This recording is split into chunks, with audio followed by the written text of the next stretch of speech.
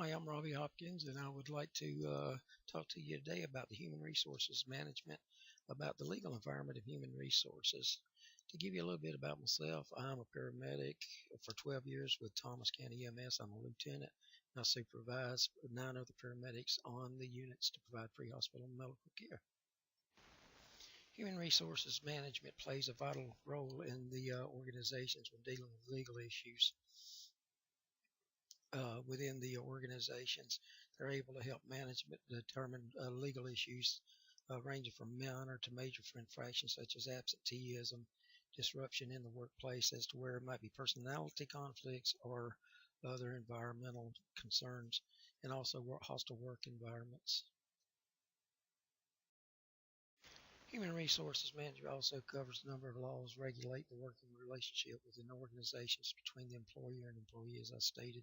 Some of these include the Equal Employment Opportunity, Title VII, as you can see, age discrimination, pregnancy, American civils, and civil rights. We'll discuss each one briefly.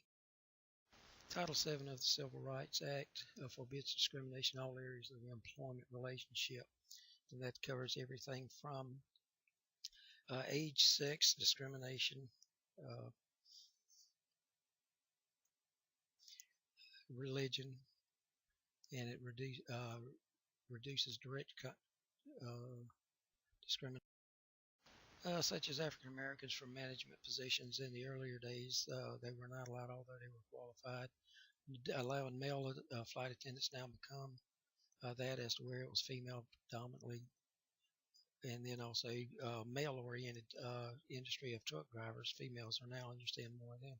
Some of these positions aren't covered under Title VII because of the BFOQ, or bona fide occupational qualifications.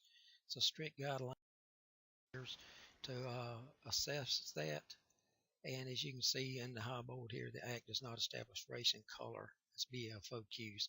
It's very hard for them to do that. An example of that is that a company may hire a male pilot of Muslim descent to fly pilgrims to the holy city of Mecca, because women and non-Muslims are not allowed.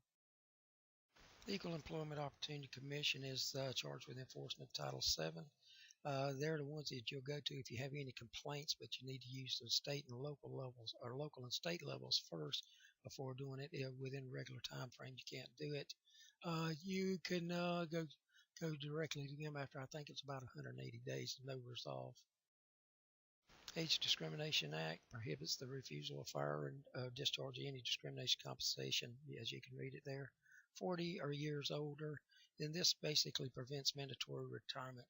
Now there is some areas of that you can, such as transit systems, such as Greyhound, airline pilots, and all. They do have mandatory age requirements due to safety factors.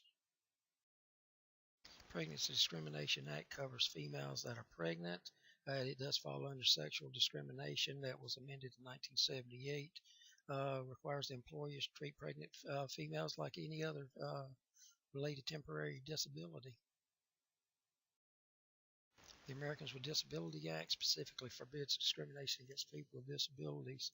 It means that the employers have got to accommodate under reasonable conditions for any disabled employees hired, or whether if they become injured, they got to make accommodations for it, such as making facilities accessible, restructuring their jobs, or even probably providing part-time or modified schedules.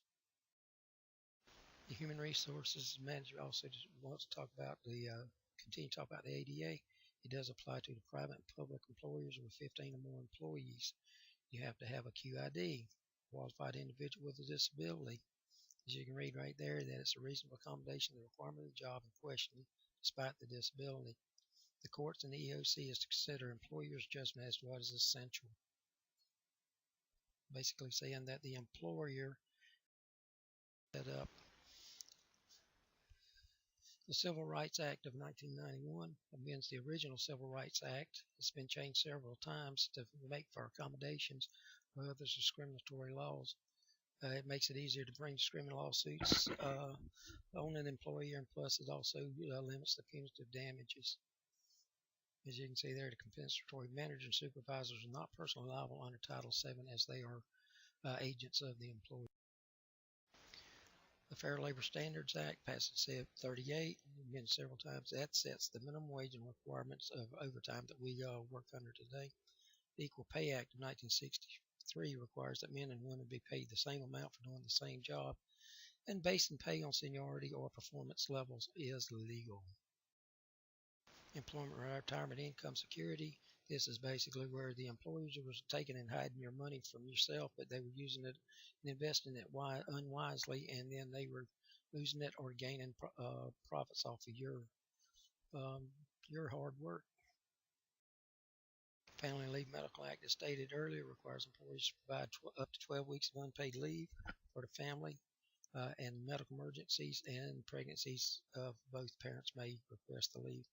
National Labor Relations Act passed 35, and that allows us to perform unions and without any harassment or any other unlawful acts by the employer.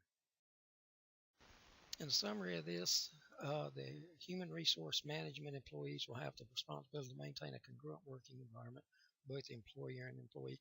Basically, what they want to do is strike an even keel across there so that we can all have a good working environment, peaceful working environment, and we can go home at the end of the day as happy as we did when we come to work.